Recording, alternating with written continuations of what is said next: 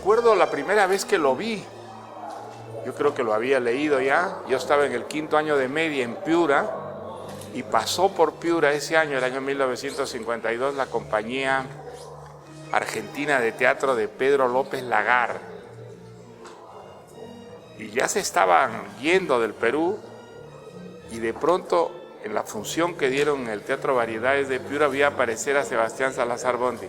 Mucho después me enteré que se fue con Pedro López Lagar a la Argentina, creo que como asesor literario de la compañía, pero la primera vez que lo vi a Sebastián fue allí en el Teatro Variedades de Piura. No cambié una sola palabra con él, pero probablemente ya lo había leído porque lo reconocí. Y después la segunda vez que lo vi ya fue por lo menos 1 o 2 años después, cuando yo era estudiante de San Marcos, y él era director de la galería, una galería de arte que había en el Jirón Ocoña. Y yo había comprado la edición de Rodil de su obra de teatro, que la había visto no sé si en el Teatro Municipal, no, en el Segura. Y fue la primera vez que yo le pedí a un escritor una dedicatoria. Entré y le pedí a Sebastián, muerto de vergüenza, que me pusiera una dedicatoria. Y todavía conservo ese ejemplar de Rodil, que debe ser del año 53, 54, o sea, cuando estaba yo empezando mis estudios en San Marcos. Y después me hice amigo de él, pues en esos años en que yo era estudiante sanmarquino. Yo escribí un artículo muy crítico de una obra de teatro suya, y pocos días después él contribuyó a que ganara yo un premio que era un premio suculento, porque consistía en un viaje a París, nada menos. Y él había sido uno de los que postuló más que premiaran mi cuento, así que fui a agradecerle a la prensa. Y creo que a partir de entonces nos hicimos ya muy amigos. Empezamos a vernos con mucha frecuencia.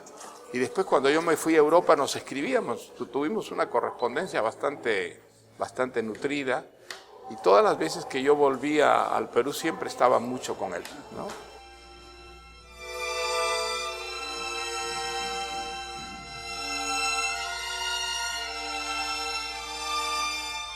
Él era un magnífico escritor, era un poeta, autor de teatro, autor de cuentos, crítico de literatura, crítico de pintura. Pero quizá entre todas las cosas que era Sebastián, la más importante para nosotros, los escritores jóvenes, fue su labor de gran promotor cultural, literario y cultural. Nadie se puede imaginar la importancia que tuvo como gran animador de actividades culturales, en sus columnas, sobre todo en los años en que trabajó en la prensa. Era una persona pues que motivaba muchísimo a la gente a asistir a exposiciones, a conferencias, a obras de teatro. Y era una persona extremadamente generosa porque ayudó muchísimo a escritores jóvenes. Los animaba, se leía sus textos, les hacía observaciones críticas, ayudaba a conseguir publicaciones, que era en esa época algo muy difícil, a veces heroico para los escritores jóvenes, ¿no? Les escribía prólogos y además creaba en torno suyo siempre una pequeña comunidad de gentes interesadas en la vida cultural, artistas, escritores, a los que animaba y aglutinaba. Era un gran motor realmente de iniciativas de tipo cultural, también políticas después, pero sobre todo políticas con un contenido cultural, ¿no? Era una persona extraordinariamente simpática. Yo creo que Sebastián era alguien que no tenía enemigos. A todo el mundo le caía bien por la extraordinaria simpatía, tenía un gran sentido del humor, era un gran contador de chistes. Las salidas los sábados, él era siempre el centro de la reunión, ¿no? Sumamente divertido y además con una gran información cultural, ¿no? A través de Sebastián llegaba al Perú pues toda una información sobre lo que ocurría en Argentina, sobre lo que ocurría en México.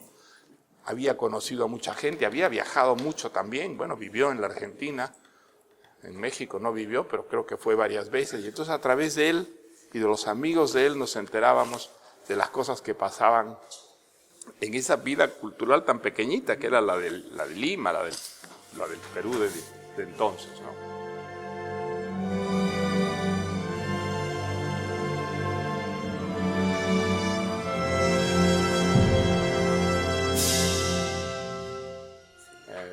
Fuimos muy amigos, la última época que estuve yo en el Perú, el año que él murió, prácticamente creo que nos vimos todos los días,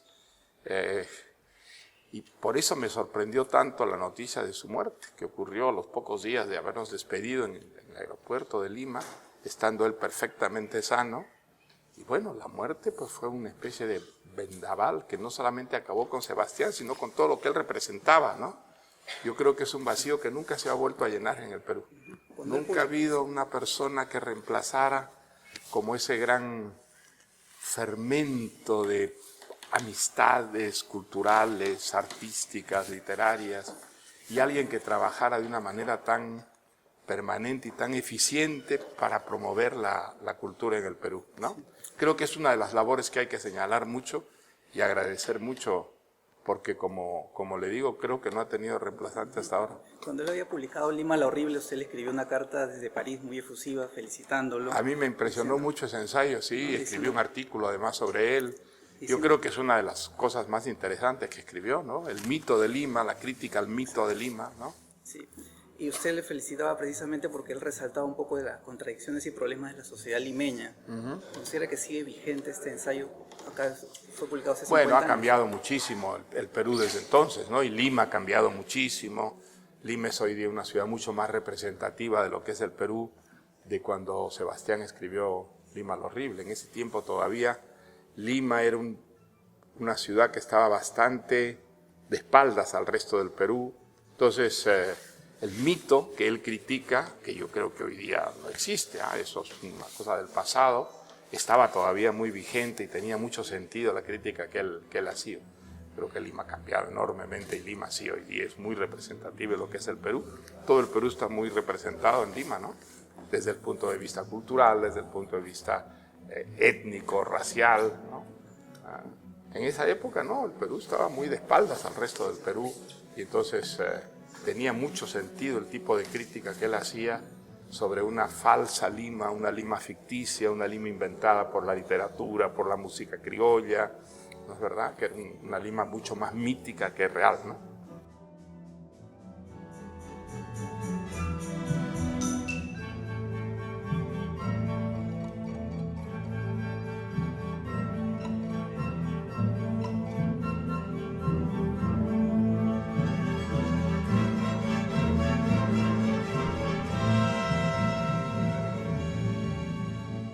Creo que Sebastián fue un magnífico poeta, que su poesía no ha sido suficientemente valorada.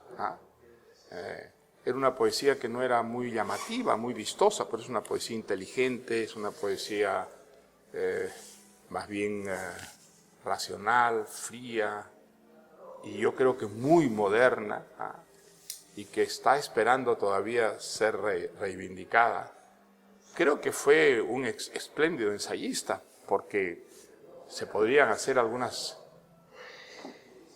selecciones de los artículos, de los ensayos de él, y creo que aparecería también el gran ensayista que ya asoma en Lima la Horrible.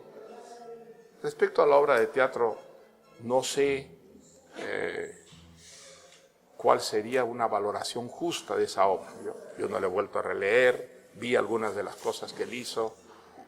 Tuvimos muchas discusiones sobre su idea de un teatro criollo, de un teatro peruano, ¿no, verdad?